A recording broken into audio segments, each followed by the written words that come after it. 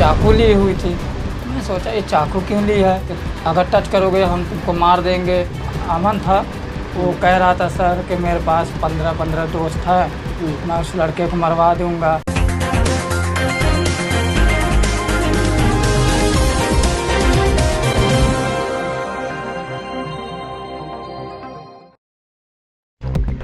कल्पना कीजिए आपकी शादी हो चुकी है और सुहाग रात पर जब आप अपनी नई दुल्हन का घूंघट उठाते हैं तो वो सामने चाकू लेकर बैठी हो और कहे अगर मुझे छुआ तो तुम्हें 35 टुकड़ों में काट दूंगी। यह फिल्म नहीं है, यह है प्रयागराज का हकीकत से भरा खौफनाक किस्सा। प्रयागराज के नैनी इलाके के रहने वाले कप्तान की शादी सितारा से अरेंज मैरिज के तहत तय हुई थी। परिवारों की रजामंदी थी, लड़की से भी पूछकर हाँ करवाई गई। धूमधाम से बारात आई, मंगल गीत गूंजे और नई दुल्हन को विदा कर घर लाया गया। लेकिन शादी की पहली रात ही सब कुछ बदल गया। कप्तान ने बताया कि सुहाग रात के दिन सितारा ने न सिर्फ दूरी बनाए रखी बल्कि उसे सीधे शब्दों में धमकी दी, छूना मत वरना खुद को खत्म कर लूंगी या तुम्हें मार दूंगी। जिसके बाद अगली रातें और डरावनी हो गई। कप्तान के मुताबिक सितारा हर रात चाकू लेकर सोती और सख्त लहजे में चेतावनी देती, पास आया तो मार डालूंगी। घर वालों को शक होने लगा। तब सामने आया एक ऐसा चैट जिसने परिवार की नींदें उड़ा दी। अमन था, वो कह रहा था सर कि मेरे पास 15 दोस्त है, मैं उस लड़के को मरवा दूंगा और तुम टेंशन ना लो, मैं उसको मार के जो है मैं तुमको अपने पास रखूंगा। हाँ सर, और एक सर और बात बताना चाहते हैं। जो सर वो बोल रही थी कि हमको आप केदारनाथ घुमाने ले चलिए, तो हम सर फिर उसके बाद का मतलब कांड पहले कह रही थी। हाँ, लेकिन फिर जब वो हमको चाकू दिखाई तो मेरे भी दिमाग में आया, अरे तो सही बात ये लग रहा है जो ये राजा रघुवंशी के साथ हुआ, ये सब सोनम लोग और जो ड्रम में भर दी थी वो सब, तो ये मेरे साथ भी ऐसा कर देते। तब उस दिन मेरे दिमाग में आने लगा। सर मैं बहुत डर गया था अपने समय। 2-3 दिन सर समझ लीजिए साथ में थे कि हमको नींद नहीं आती थी। अरे ये कैसी लड़की है, बहू कैसे ले आए घर पे, कैसे बोल रही थी। हम लोग सब लोग बिना खाए पिए से रात भर बैठे रहते थे।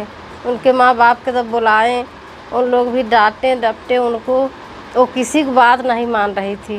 वो कह रही हम उसी के साथ रहेंगे, हम उसी के साथ खुश रहेंगे, हम यहाँ पर नहीं रहेंगे, यहाँ पर रहेंगे तो हम उनको मार डालेंगे या मर जाऊंगी, हम फंसा दूंगी सब लोग के। एक दिन कप्तान को सितारा के व्हाट्सएप चैट्स के बारे में पता चला जिसमें उनके कथित प्रेमी अमन, जो रिश्ते में उसका भतीजा लगता है, उसने खुलेआम लिखा था अगर कप्तान कुछ बोलेगा तो 10 से 20 लड़कों से मरवा दूंगा। इस चैट को पढ़ने के बाद तो कप्तान के पैरों तले जमीन ही खिसक गई। कप्तान ने कहा कि उस लड़की ने पहली रात चाकू उठाया तो सोचो वो मुझे अकेले में क्या कर सकती थी।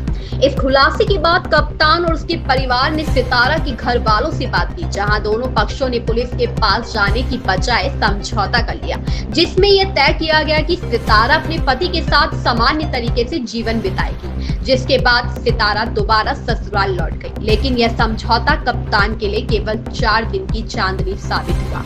कुछ दिन तक सब कुछ शांत रहा, लेकिन फिर एक दिन सितारा छत से कूदकर पिलर के सहारे भाग गई, जिसकी तस्वीरें सीसीटीवी कैमरे में कैद हुई।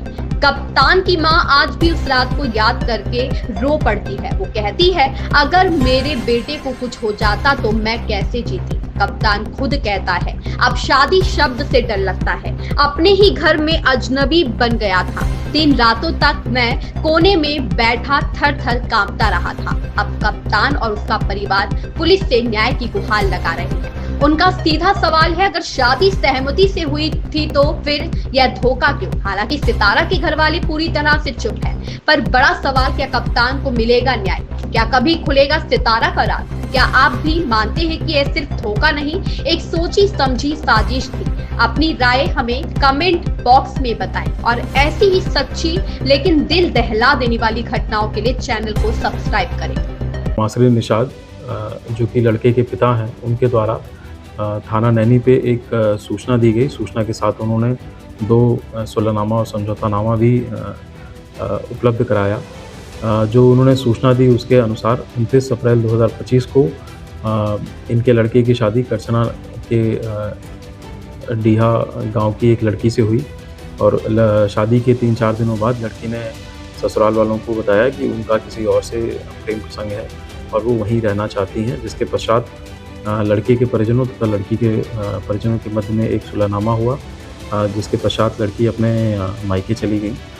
उसके पश्चात पुनः 25 मई 2025 को, जो कि इन्होंने एक स्टैम्प पेपर पर लिखा हुआ समझौतानामा दाखिल किया, उसके अनुसार पुनः दोनों परिजनों के बीच में बातचीत के माध्यम से लड़की को अपने ससुराल भेजा गया है। उसके बाद जो सूचनाकर्ता द्वारा जो सूचना में बताया गया है कि 31 मई 2025 को लड़की अपनी मर्ज़ी से ससुराल से कहीं चली गई, जिसके पश्चात उन्होंने 1 जून 2025 को ये पूरा प्रकरण समझौतानामा और ये सारी चीज़ें स्थानीय थाना पे प्रोवाइड कराई हैं।